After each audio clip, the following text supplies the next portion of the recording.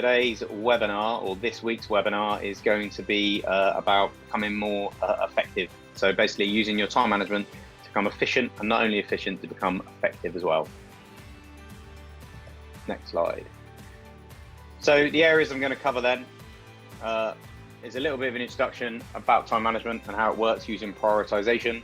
And then from there, I'm going to talk about the 4 quadrants of time management, and then my 15-minute day, which is like my time planning activity that I use myself personally and that you could use yourselves. And then right at the end, there'll be a few key takeaways, just a few points for you to take away, just to remember, if you remember nothing else.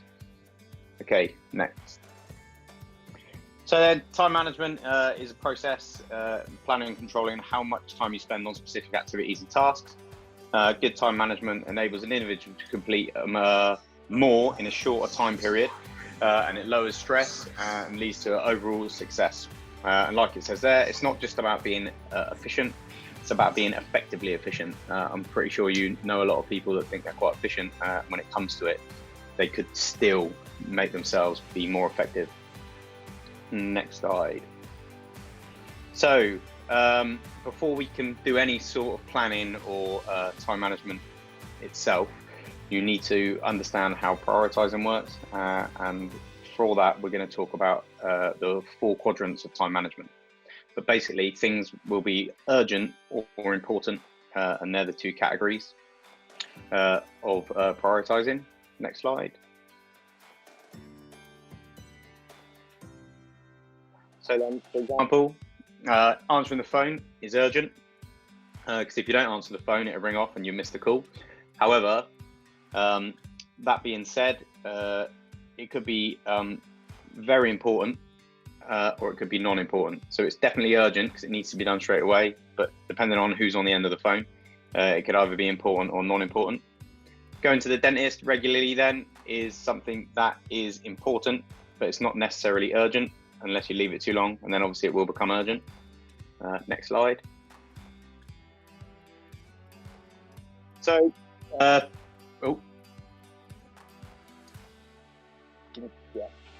so picking up your children from school is an urgent and important task. I think we can all understand that.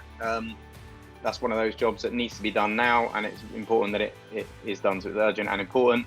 And then reading funny emails, checking Facebook, going on Instagram, and all those sorts of things, and probably neither urgent or important. So that's another task. So let's go into the 4 quadrants of time management then, please. So the 4 quadrants broken down into A, S, D, and E, which I will speak to you about in a minute.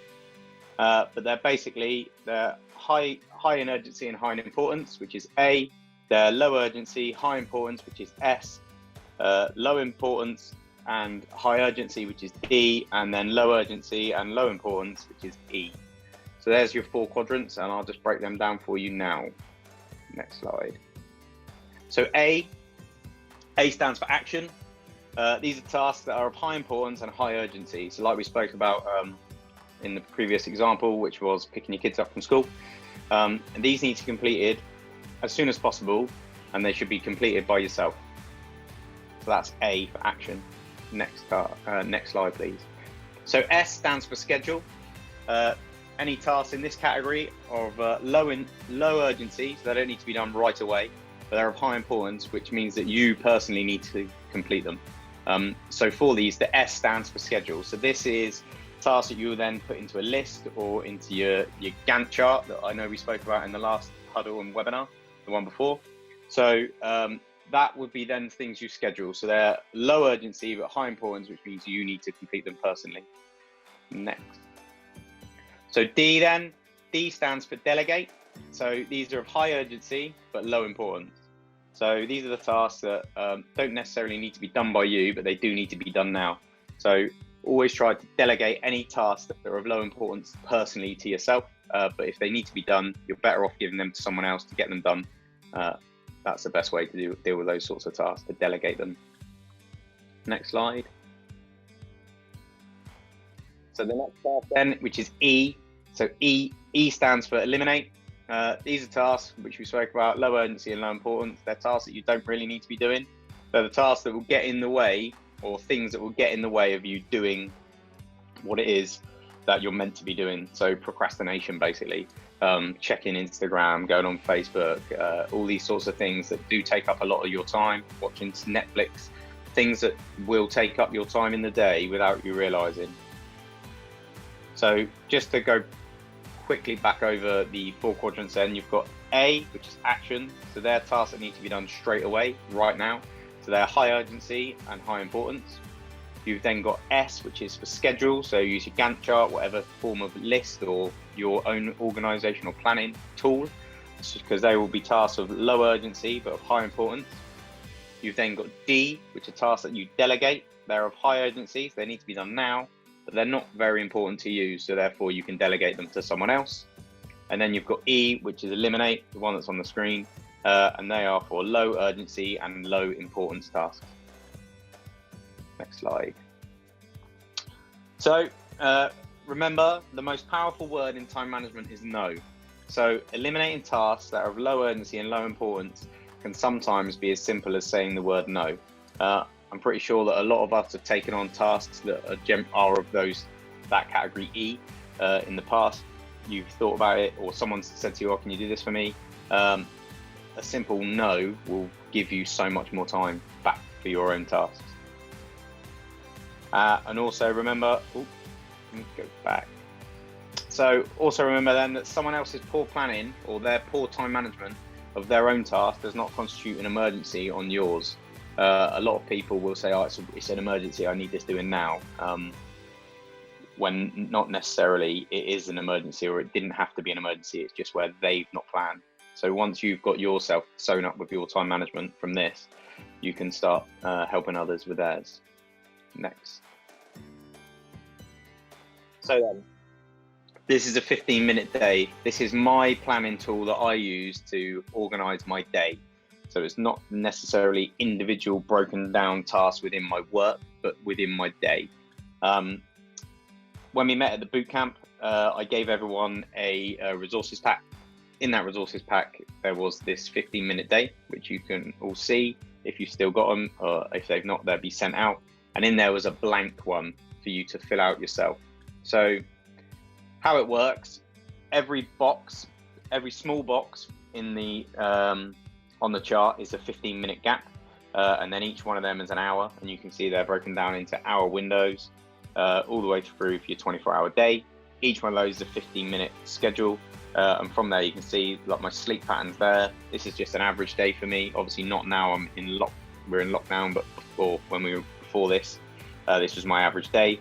So I slept, I'd get up, admin, so that's like getting up, brushing my teeth, sorting myself out, doing that. Travel to the gym, which was a 30-minute journey. I'd spend 2 hours training.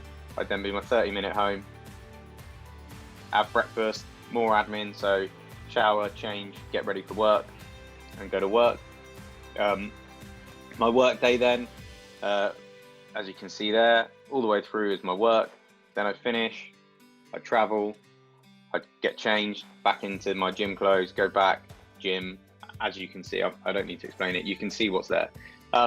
What I'd like you to do for the from now until the huddle, which is next week, is to take your blank 15-minute day, or make your own 15-minute day, and just fill out and start writing down all the things that you do within your day.